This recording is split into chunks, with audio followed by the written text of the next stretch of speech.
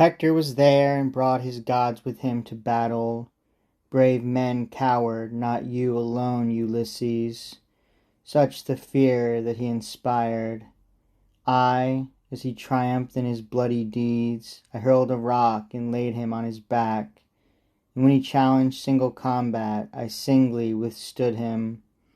You, my good Greeks, prayed the lot should fall on me. Your prayers prevailed. And if you ask the fortune of that fight, I was not worsted. See, the hosts of Troy, how they brought fire and sword and Jove himself against our ships of Greece. Where then was glib Ulysses?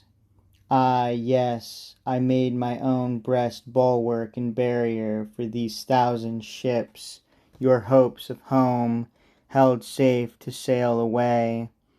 For all those ships give me these arms today. Though, if the truth be told, it's they, not I, who claim the greater honor. Our renown is linked, goes hand in hand. Those glorious arms are claiming Ajax, not Ajax those arms. Beside these feats, that Ithacan may set his Rhesus, faint heart alone. Helenus, King Priam's son, the stolen palace, all done in the dark, all due to Diomede. If you award those arms for services so vain, so valueless, divide them up and give the greater share to Diomede. Yet what's the use of these to the Ithacan, who always operates unarmed, by stealth, and traps his napping enemy with tricks? Why, that bright helmet's gleam, its flashing gold, can but betray his ambushes, lay bare his coverts. That poor cranium beneath Achilles' helm could never bear the weight. His faint heart arm must find that famous spear a grievous burden, and that shield, engraved with scenes that show the whole wide world, ill suits that shy left hand that nature meant for theft. Why seek a prize to crush and cripple you, you scoundrel? If the Greeks are gold enough to give it to you, you'll simply be a source of loot, not fear. Your speed to sprint away, sole prize you win against the world, will fail, you chicken heart, beneath that weight of gear. What's more, your shield, so seldom used in war, is still intact. For mine, hold by the brunt of countless spears, a new one's needed now. No more, what need of words? Let us be seen in action. Let that brave man's arms be set amidst our foe. Command they be brought back, and with them, rescued, deck the rescuer. Ajax was done. A rumble of applause went rolling through the ranks, until at last Laertes' famous son stood forth, his gaze briefly upon the ground, then raised his eyes towards the captains and began his speech, the speech for which they waited, and his words were lacking neither grace nor eloquence. Good comrades, had my prayers and yours prevailed, there'd be no heirship in dispute today in this great contest. Your arms there, Achilles, you'd have yourself, and we should still have you. But since the fate's unfairness has denied him to me and you alike, he wiped his eyes as if he wept. Who'd better win as heir of great Achilles than the man who won the aid of great Achilles for the Greeks? Let it not help this man that he's a dolt, nor let it harm me, comrades, that my wit has always served you well. Let no ill will attend my eloquence, such as it is, which speaks now for its master, as it spoke often for you, to each his own good gifts. One's lineage, one's ancestry, the feats we've not performed ourselves, I hardly count as ours. Even so, since Ajax has announced that he is Jove's great-grandson.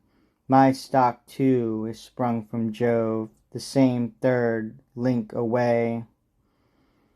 My father is Laertes, his Arcesius, and his was Jove, and in that ancestry no criminal condemned to banishment. And on my mother's side add Mercury, nobility again, both sides divine. Yet though I'm nobler by my mother's line, my father guiltless of his brother's blood, not on these grounds I claim those arms laid there. Weigh our true worth, provided that no worth is judged to Ajax, in that Telamon was Peleus' brother, that no credit comes from consanguinity. For this great prize set valor's honor first before your eyes. Or if your quest is for the next of kin, the nearest heir, well, Peleus is his father, Pyrrhus his son. What room for Ajax there? Convey the arms to Phthia or to Scyros, and Teusa is Achilles' cousin too, no less than Ajax. Is he then to claim, or claiming would he win?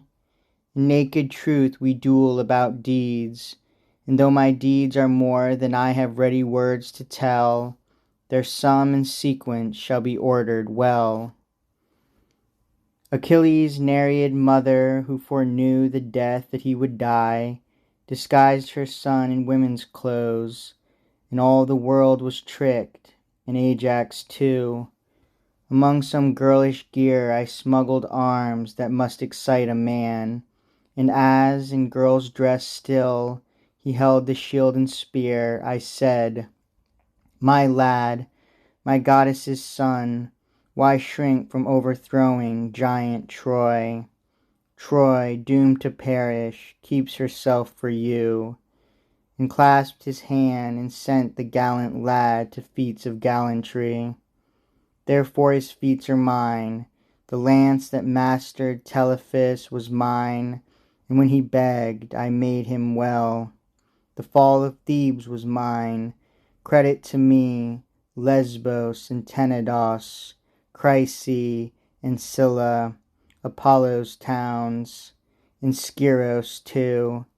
My hand, be sure, sent crashing, levelled to the ground, Lyrnessus' walls, and, not to mention more, I gave you him whose prowess could destroy fierce Hector.